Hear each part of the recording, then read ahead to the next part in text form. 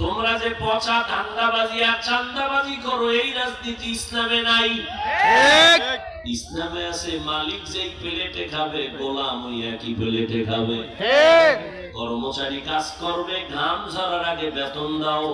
আর চান্দাবাজ আর ধান্দাবাজের গোষ্ঠীর রাজনীতি হলো কর্মচারী কাজ কইরা বেউসায় থাকবি, আন্দোলন করবি, পুলিশের মাইর খাবি, এরপরে পাইলো 2-4 টাকা পাইতে পারো।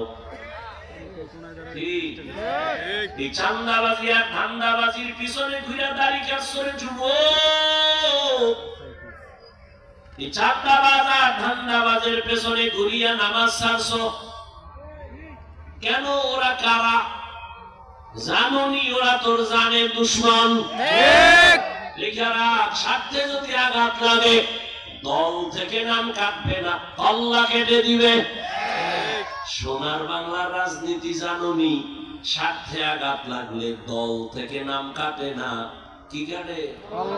কল্লা কেটে দেয়। ঠিক নি?